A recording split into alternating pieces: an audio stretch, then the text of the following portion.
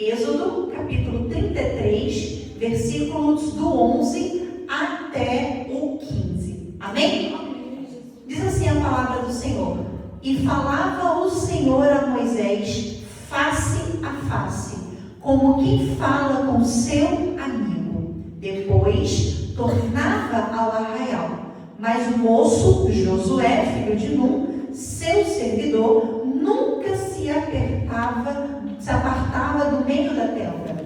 E Moisés disse ao Senhor: Eis que tu me dizes, fazes subir a este povo, porém não me fazes saber a quem has de enviar comigo. E tu disseste: Conheço-te por teu nome, também achastes graça aos meus olhos. Repete comigo: achaste graça aos meus olhos. Agora, pois, se tenho achado graça aos teus olhos, rogo-te que agora me faças saber o teu caminho e conhecer-te-ei, para que ache graça aos teus olhos. E atenta que esta nação é o teu povo. E disse, pois: irá a minha presença contigo para te fazer o que, igreja?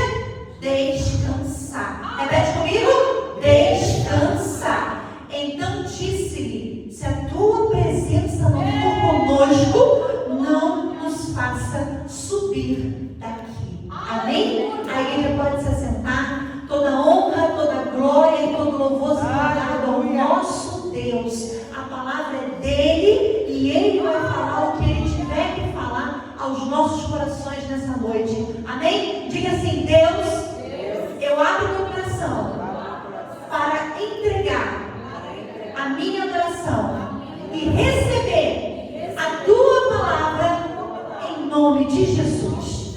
Amém? Irmãos, que mensagem maravilhosa.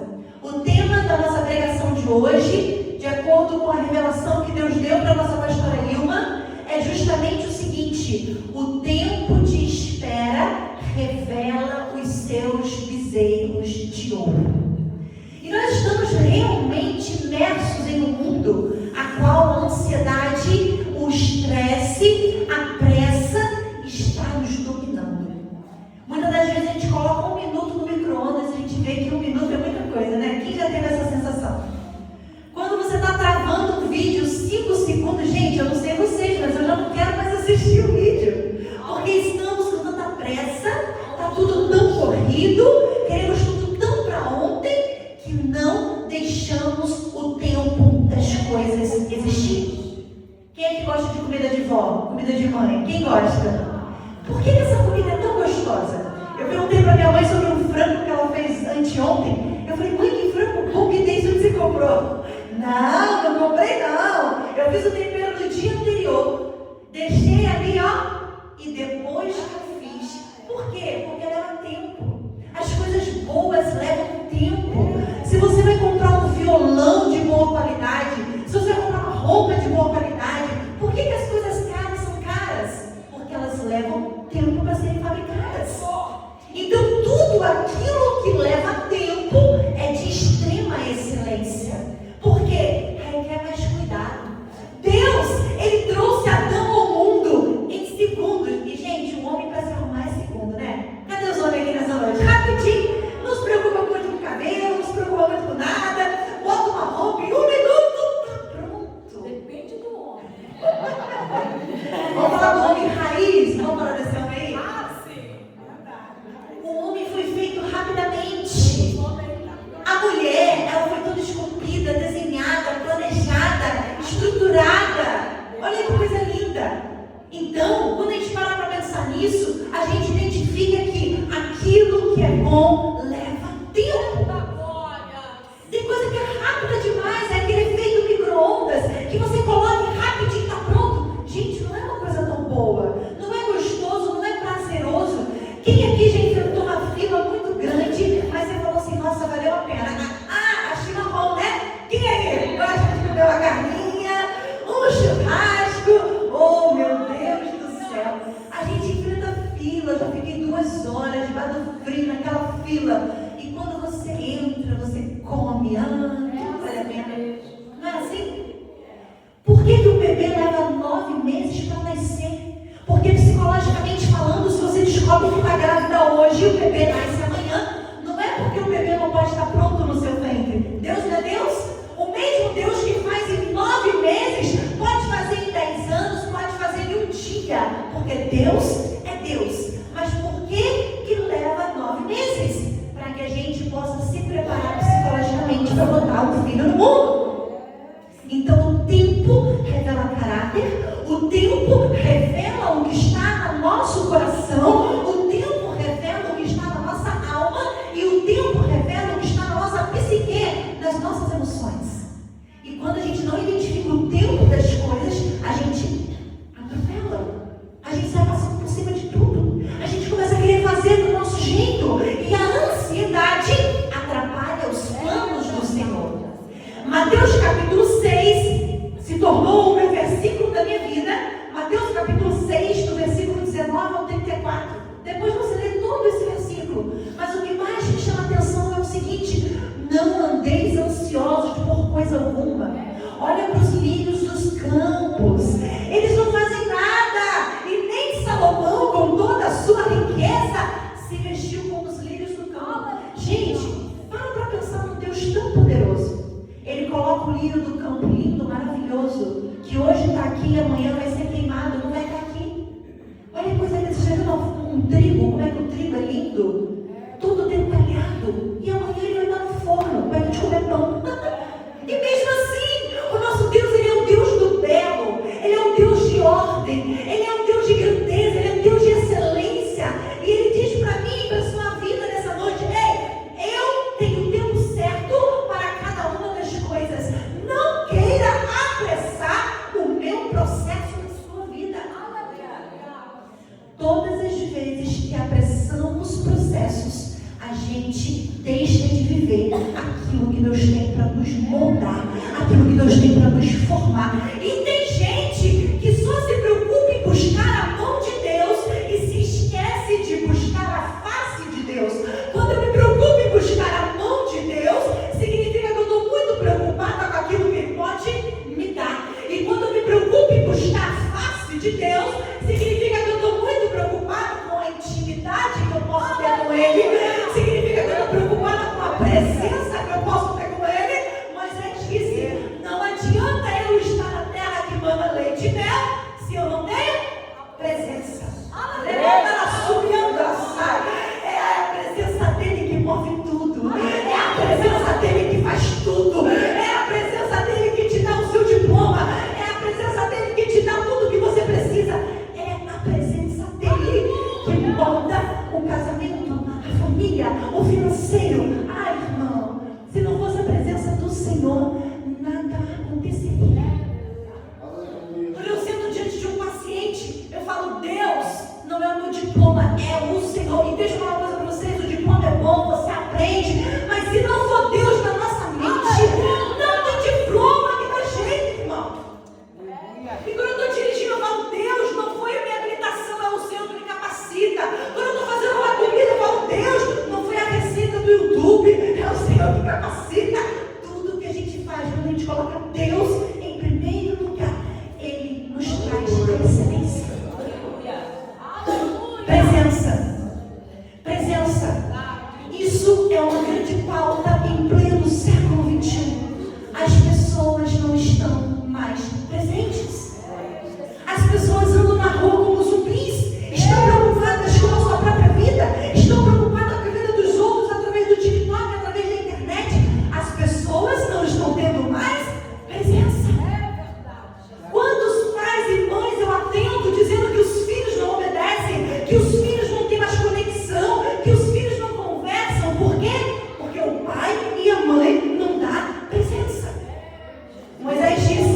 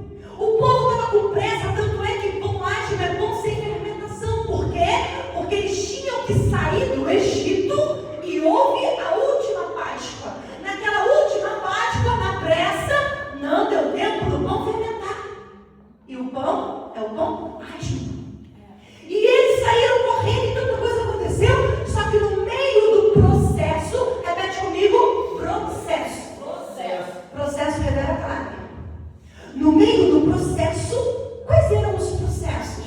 Difícil, né, irmão? Tá com fome, tem pão, tem carne, tem água. Tá com frio, tem coluna de fogo. Tá com calor, tem nuvem de glória. Ah, não precisa ir na loja comprar roupa, porque roupa de crente não estraga no meio do deserto.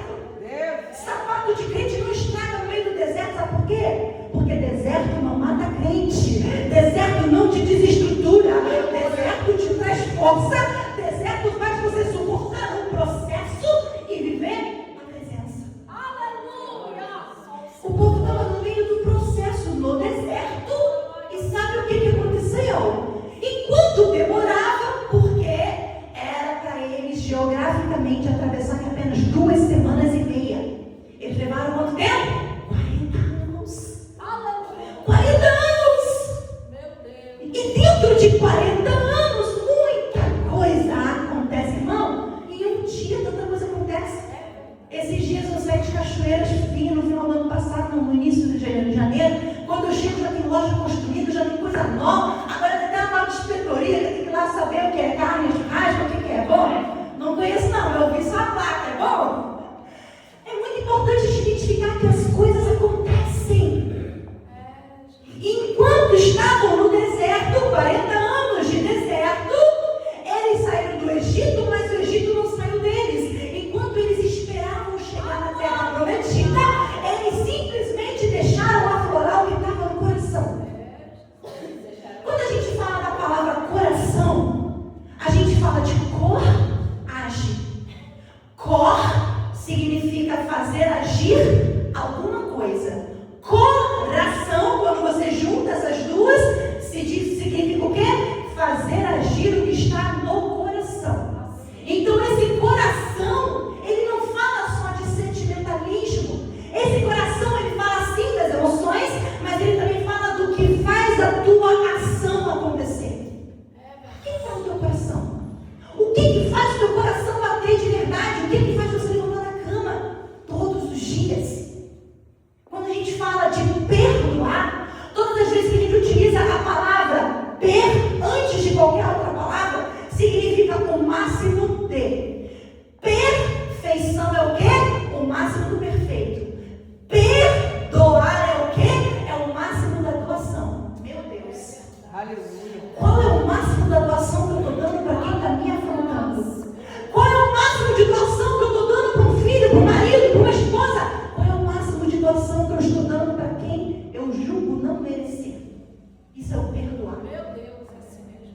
E quando a gente fala de perdoar, a gente fala de liberar. O que a gente precisa liberar nessa noite? Qual é o bezerro de ouro que está trancado dentro da minha casa? Que está me fazendo apodrecer as minhas emoções, apodrecer minha conta financeira? O que está fazendo as minhas ideias, os meus pensamentos serem roubados? Porque eu não consigo perdoar. Perdoar é muito difícil, irmão. Por isso que é o máximo de doação. Eu preciso doar parte de mim para o outro. Isso é muito difícil. E quando a gente começa a identificar o que o povo está passando no deserto, 40 anos de espera revelou o que estava no coração deles. Porque o tempo de espera revela o que está no coração. Ah, Deus poderoso. Você está no processo do namoro. Você está namorando, está conhecendo a pessoa. Porque olha, essa pessoa é problemática no namoro. Você não casa com essa pessoa não, irmão. No namoro a gente vê tudo. O divórcio acontece no namoro, é a gente que não vê. A gente não enxerga isso. Então, quando você está nesse processo, existem etapas. E quando a gente fura uma fila, quando a gente fura uma etapa, quando a gente quebra princípio, o princípio nos quebra. Passa num lugar que tem um radar, passa acelerando. Você quebrou o princípio te quebra, a multa vai chegar. Fica tranquilo, que eles sabem teu interesse como ninguém sabe. A multa vai chegar. Quais são os bezerros de ouro que eu estou enfrentando? Moisés estava no deserto com todo mundo lá, povo reclamando. Porque olha só, pensa comigo.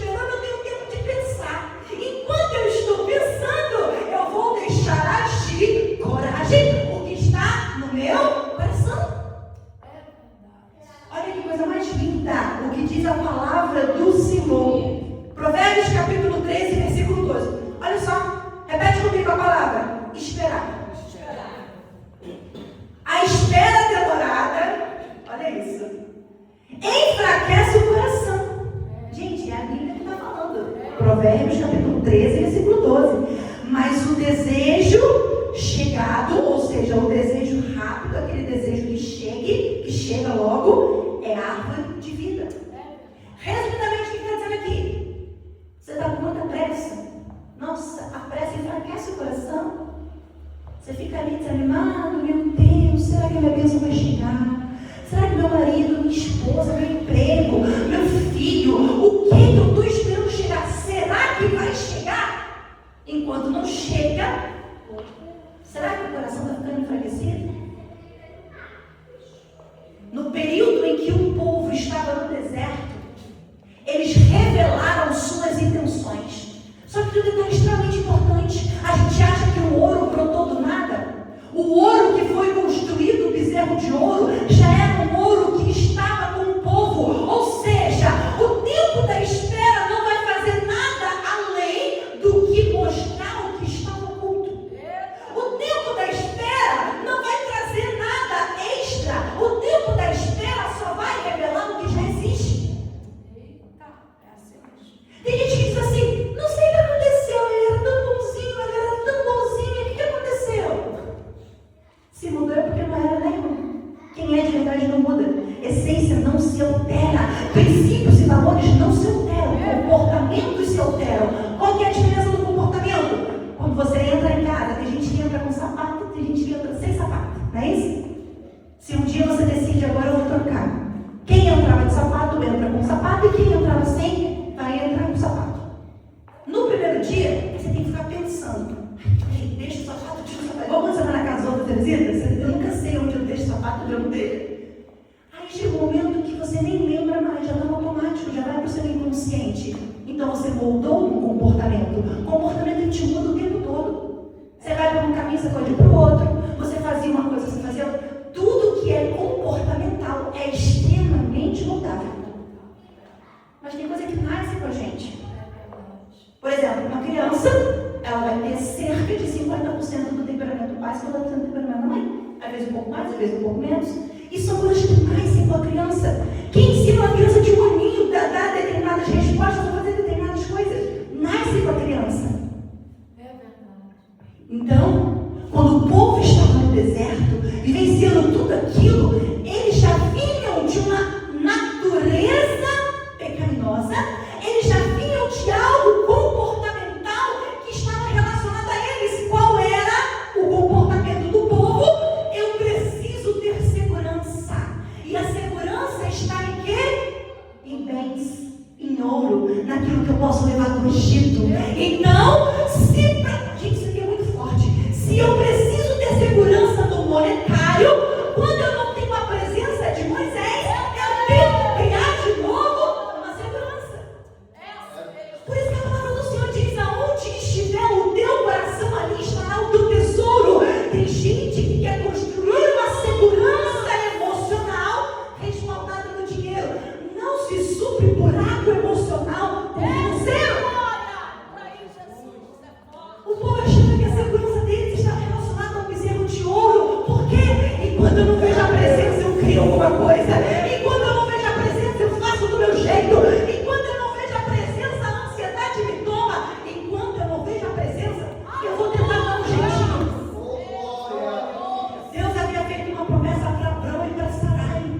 O que aconteceu? Eu não estou vendo a barriga crescer.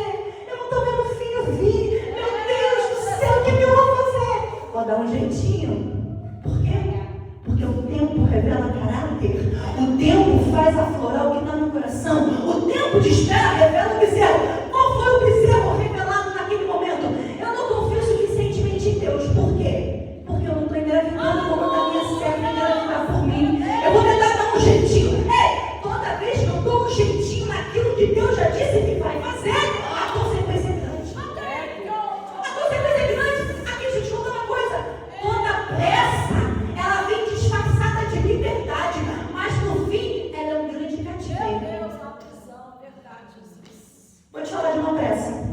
O filho pródigo, ele se apressou em querer sua herança. E mesmo assim, depois que ele pegou aquilo que não era para pegar fora do tempo, ele achou que ia ser livre. Agora eu tenho dinheiro, eu vou sair para o mundo afora. Até que a liberdade se tornou prisão. achando que pressa vai dar liberdade, mas a pressa atrapalha os projetos de Deus. E a pressa, ela te prende. A pressa te prende, não te liberta. A pressa te prende, não te liberta. A pressa, porque Moisés não descia do monte, fez o povo construir um bezerro de ouro. Ou seja, em vez de estarem livres para adorar um Deus Todo-Poderoso, eles se prenderam a uma estátua, se prenderam a um objeto, a uma coisa que eles poderiam ver. Todas as vezes que nos apressamos, muitas das vezes vamos atrapalhar o projeto de Deus. Mas Deus, ele é um Deus Todo-Poderoso. Deus, ele não sabe de tudo. Deus, ele não faz independente. Ele faz, ele não podia ter criado o mundo em um segundo. Ele falou cada coisa no seu dia, cada coisa no seu momento, cada etapa, cada processo. Deus respeita o processo. Aí ele chegou para mim esses dias, uma paciente, falando assim: olha, eu estou namorando um cara maravilhoso. Ela começou a contar as características, né? Eu, não, vou contar, continua. Não, mas o único detalhe é que ele é casado. O único detalhe. Aí ela veio para terapia porque ela queria sair daquilo. A gente fez uma investigação na infância dela, a gente identificou crenças limitantes, a gente identificou alguns gatilhos da infância relacionados à figura masculina, relacionada à paternidade. Daqui a pouquinho ela conseguiu separar desse cara. Aí ela chegou e falou assim: consegui separar. Nem sei quando que isso aconteceu. E ela é toda musculosa. Ela olhou assim e falou assim: isso aqui é igual meu músculo. Aí eu parei conta. Esses dias eu olhei no espelho e eu falei: eu tô com um músculo enorme aqui. Nem sei quando isso aconteceu. Mas eu me esqueci dos processos. Eu me esqueci que eu levantava todos os dias 5 horas da manhã para treinar. Aí eu terminei esse relacionamento, nem sei como é que eu consegui. Eu me esqueci de toda semana fazendo terapia e conseguindo me desvencilhar.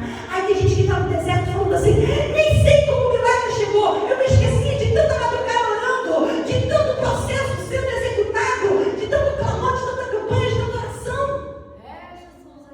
A gente precisa identificar aonde está o nosso coração. Quando as coisas não acontecem do nosso jeito, o que a gente faz? A pergunta dessa noite não é o que eu faço quando Deus me responde. Não. A pergunta é o que você faz quando Deus não responde. Período interbíblico, de Malaquias a Mateus, 400 anos a qual Deus não falou sobre a terra. E o que aconteceu? Livros apócrifos, pessoas querendo falar que era Deus falando. Por quê? Meu povo, olha aqui, o povo não suporta silêncio.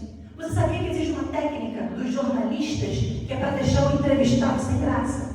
Sabia disso? Imagina que eu estou aqui fazendo uma entrevista.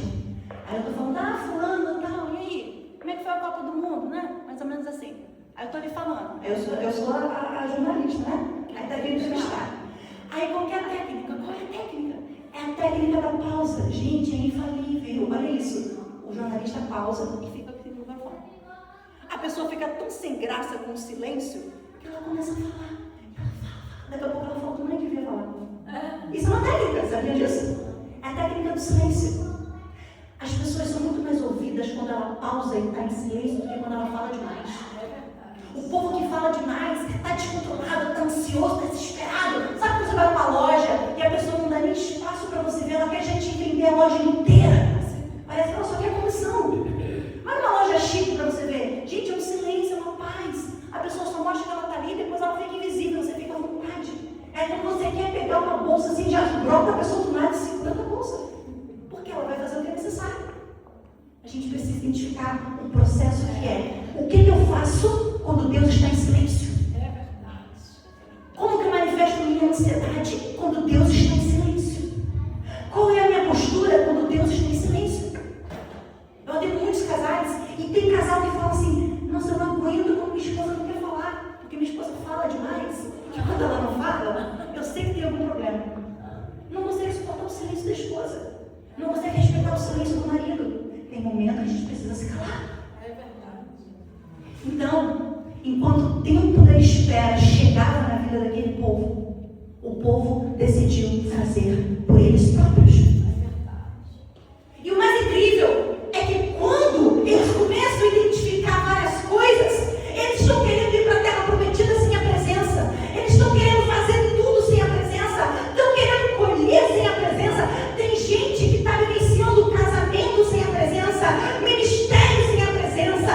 vida financeira sem a presença. Não adianta.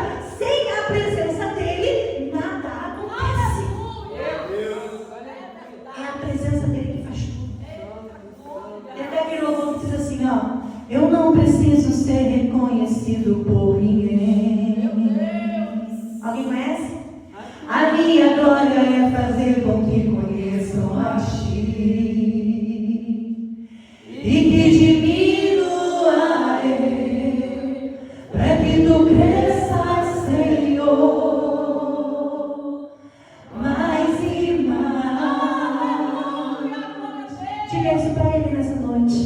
E como serafins que cobre o rosto ante a ti, escondo o rosto para que vejam tua face em mim, e que diminua eu, para que tu cresças, Senhor. Diga!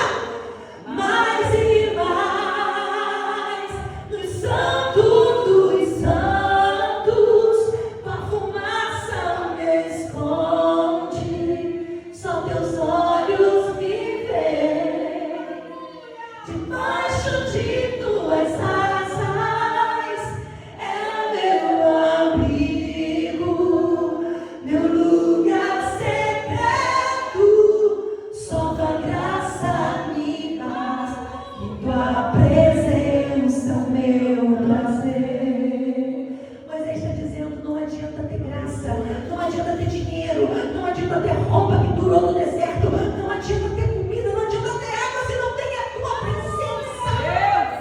A tua presença é o meu prazer. Eu não quero entrar na terra prometida sem tua presença. Ei, eu não sei qual é a sua terra prometida. Talvez a tua terra prometida é o casamento dos sonhos. Talvez a tua terra prometida é o carro, é a casa. Talvez é o emprego. Eu não sei qual é a tua terra prometida. Só te digo uma coisa: não entre na terra prometida sem ter primeiro a presença. Traga a presença dele, porque a presença dele é o que nos basta. Oh, meu Deus. Quando o filho pródigo, ele quer antecipar o processo.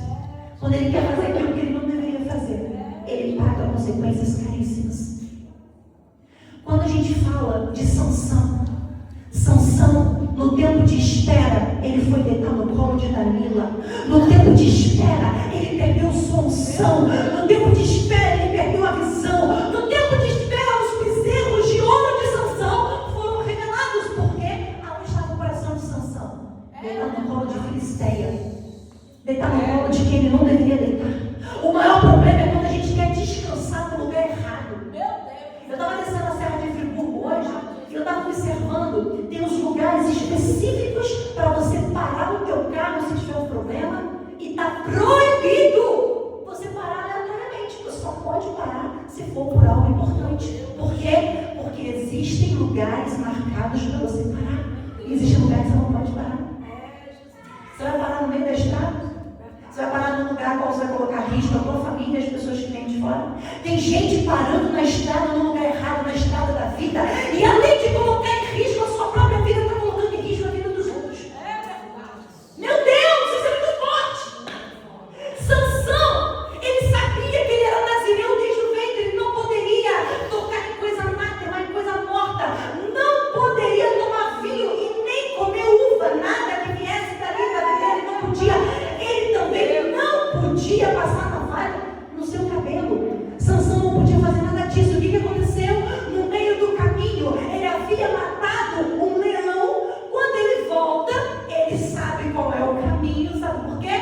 Porque quando a gente tem que visitar o passado, a gente sabe exatamente onde tem que ir. Sansão voltou para o passado, viu o que ele tinha feito. Só que agora tem um detalhe: quando ele saiu, ele deixou um leão morto. Quando ele volta, ele encontra uma carcaça com mel. Meu Deus. O que ele faz? Além de ele tocar no que não devia, além de Sansão colocar a mão no que ele não poderia colocar, ele pega o mel, se deleita daquele mel e leva o mel para dentro da tua casa. Tem gente que está andando, está pregando, está cantando, está todo mundo achando que está tudo bem, mas está tocando em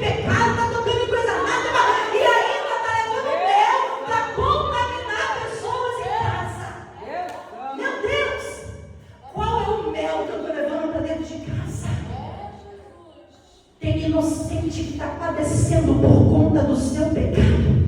Tem inocente que está padecendo porque estamos tocando em coisas análogas.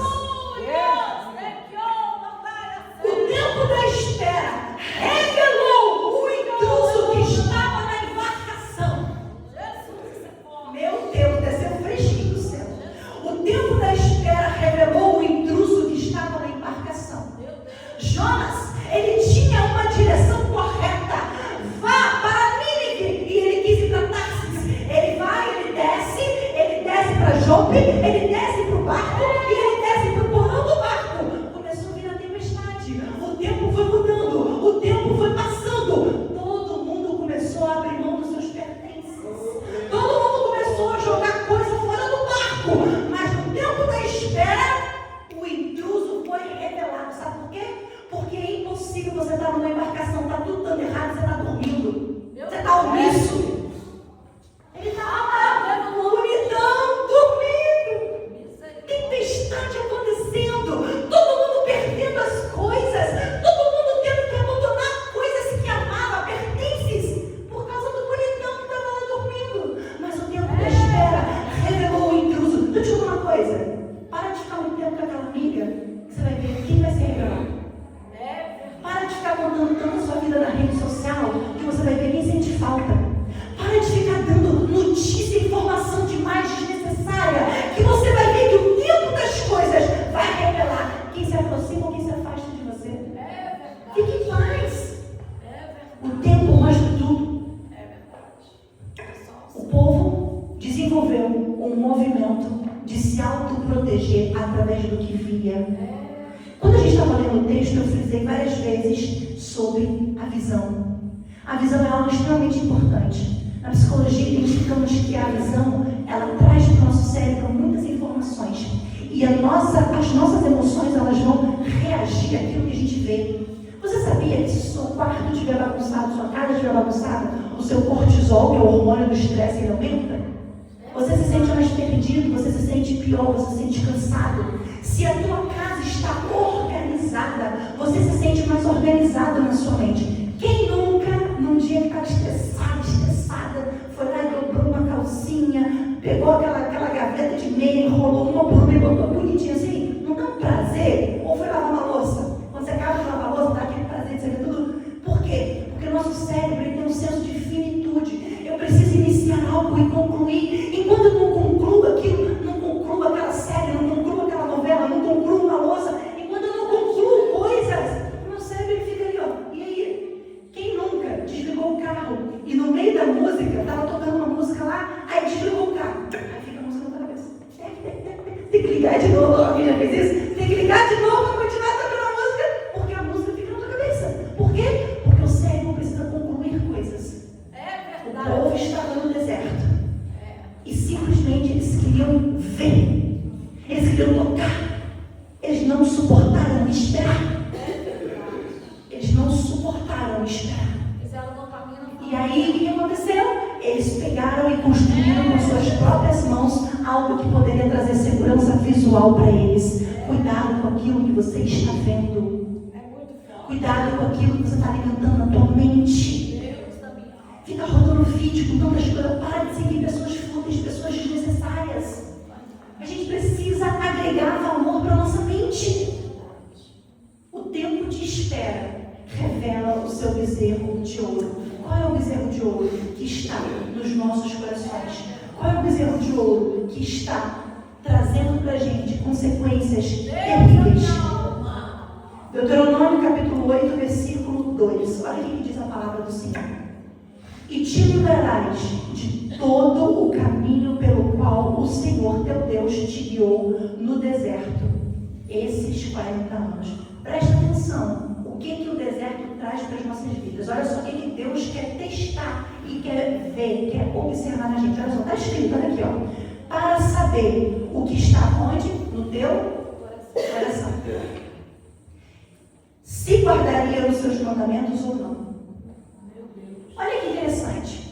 O povo passou pelo deserto, passou por humilhação, passou por um monte de coisa. E Deus ele queria saber o que estava no coração. E o tempo de espera revela o que está no coração. Quando eu comecei a namorar com a esposa, irmão, sofrer demais. Estou brincando, não foi sofrimento não.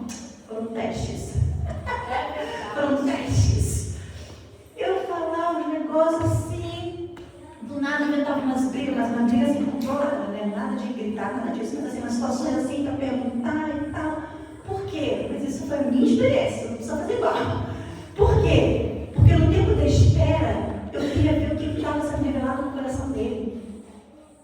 Me guardei até o casamento, por quê? Para saber o que estava sendo revelado no coração dele. É extremamente importante você saber o que está no coração do outro. E como que você sabe disso? Convivendo. Você precisa conviver. Você precisa saber o que o outro pensa. E para isso você tem que ter presença, você tem que estar presente, você tem que estar no dia a dia. Eu falei para ele, eu só vou começar a te namorar depois que eu for conhecer sua família na tua casa. Por quê? Já a psicóloga sabendo, né? Quando você está no seu ambiente de casa, você desconecta o filtro da insegurança, da hipervigilância. Ou seja, quando você está no teu ambiente seguro, você tende a ser você mesmo. Você não pensa muito para dar uma resposta, você já começa a agir no seu ambiente natural, já vai a dica de ouro, né? Quer conhecer a pessoa, vem como é que ela na casa dela. Olha que maravilha. Então, o que eu estou trazendo com essa informação? O tempo de espera revela o que está no seu coração. O tempo de espera revela o que está no coração do outro. Nada vai passar despercebido no tempo de espera. Levante do seu lugar, já vou passar para o nosso pastor presidente, para o orando, mas eu quero liberar um ato profético para a sua vida nessa noite. Quero declarar sobre a sua vida, sobre as suas emoções, sobre a sua mente, sobre o seu relacionamento. Eu quero declarar que o